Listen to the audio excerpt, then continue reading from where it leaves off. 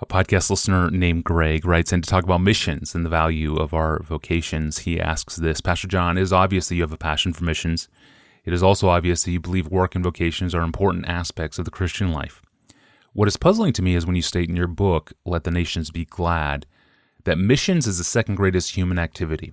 Does this not posit a kind of hierarchy of human action which puts ordinary work lower on the rung of human activity? For example, being an artist or a janitor is not as great as being a missionary, and therefore not as great in God's eyes.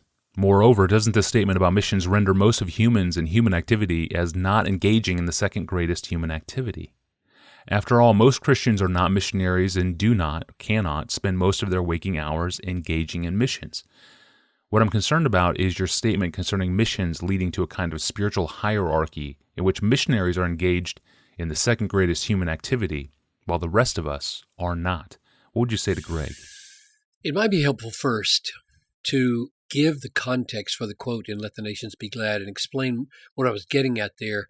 That might remove some of the stumbling block. But then I do want to raise the question of whether Greg means that no distinction should ever be made in the way various vocations or tasks are honored. So here's the quote from Let the Nations Be Glad. William Carey and thousands like him have been moved and carried by the vision of a great and triumphant God. That vision must come first. Savoring it in worship precedes spreading it in missions. All of history is moving toward one great goal, the white-hot worship of God and His Son among all the peoples of the world. Missions is not that goal. It is the means. For that reason, it is the second greatest human activity in the world, end quote. So the point was to distinguish the ultimate goal of life from the secondary means to attain it. The ultimate goal of human existence is authentic, heartfelt, white-hot worship of God among the nations. Missions is not that, and so is not the greatest activity. It is secondary. It is means. So calling it the second greatest activity wasn't aimed at ranking it above teaching algebra, but below worship. So now the question is whether preaching the gospel to an unreached people group at the risk of your life is in some sense a greater activity than teaching algebra or pastoring a local church like I did. That's still the question. My bias is to rank risk-taking missions among unreached peoples above my ministry, but let's think about it. Greg asked this: does this not posit a kind of hierarchy of human action which puts ordinary work lower on the rung of human activity? For example, being an artist or a janitor is not as great as being in mission work, and therefore not as great in God's eyes. So the question in front of us is, should we ever ascribe a kind of greatness to one human activity over another?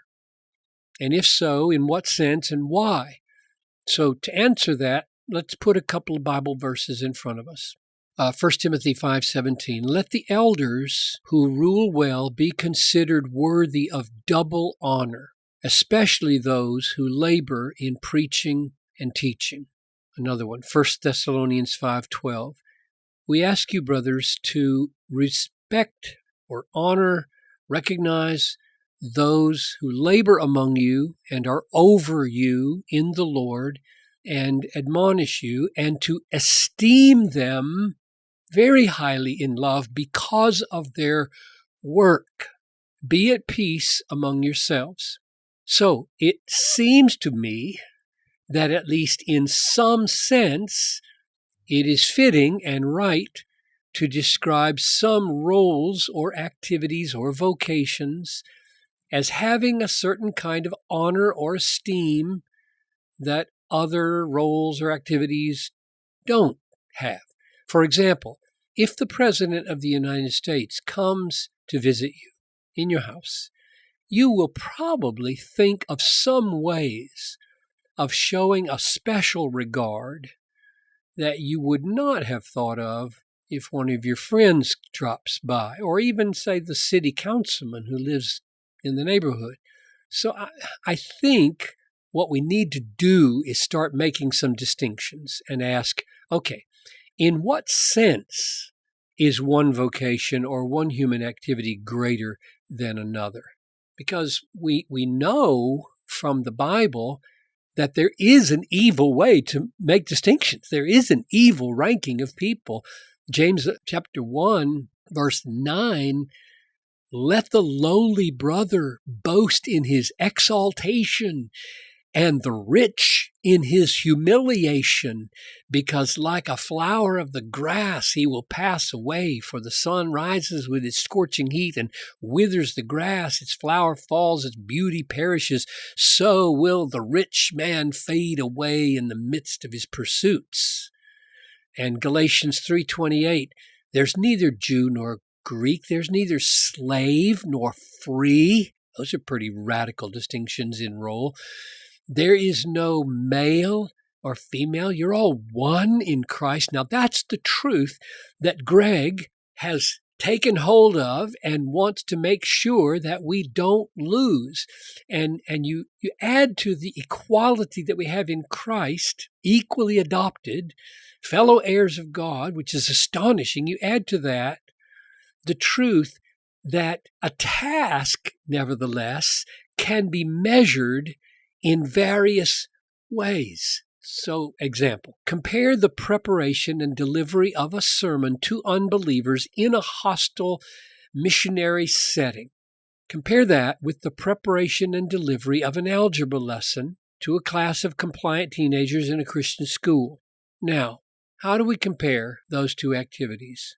The truth that Greg is fastening on, and it is exactly right and crucial to grasp, is that the act of faithfulness in the preparation and delivery of the sermon and the algebra lesson may be exactly the same, the faithfulness.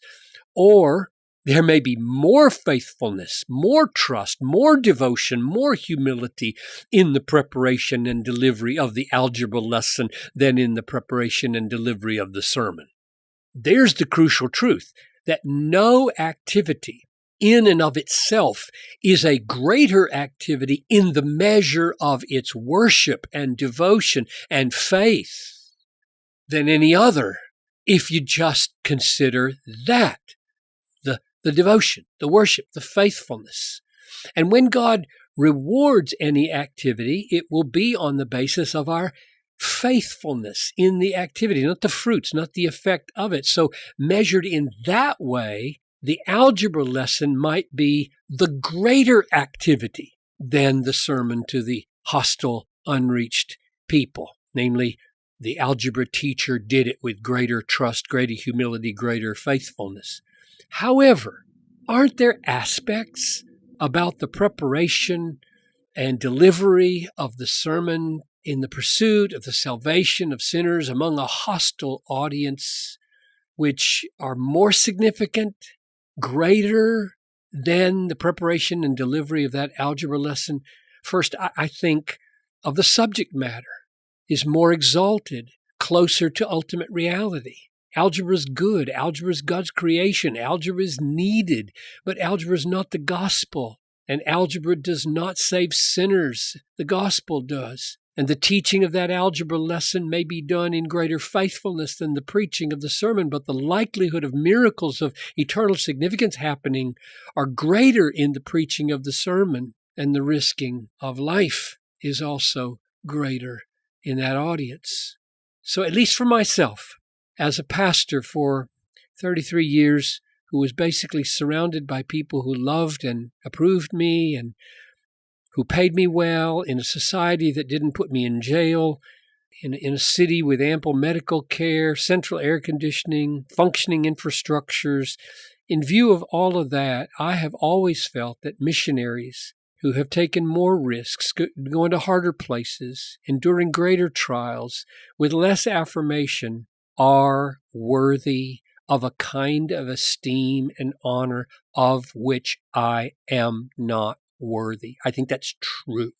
And when I say that, I'm not belittling the value of my 33 years in ministry. I believe it was honorable. I believe it was a gift of God. But it did not have some of the aspects of worth and honor that some missionary activities have. And I hope all of us can make those kinds of distinctions. I hope we can happily recognize a double or a triple honor activity when it happens and give that greater honor and in no way feel like our life is being minimized. That's a good biblical balance. Thank you, Pastor John. You can check out Pastor John's book on this topic, Let the Nations Be Glad, The Supremacy of God in Missions. It's a book that has proven to be immensely valuable and life-defining for a number of missionaries now out in the field. And for more details about this podcast, you can go to our online home at desiringgod.org/Ask Pastor John. Pastor John and I return on Wednesday to hear from a student who wants to be a missionary in his school. He wants to know some practical ways for beginning to approach his classmates with a missional purpose. What would Pastor John do, and what would he suggest? We'll find out on Wednesday. I'm your host, Tony Reinke. Thanks for listening to the Ask Pastor John podcast with longtime author and pastor John Piper. We'll see you then.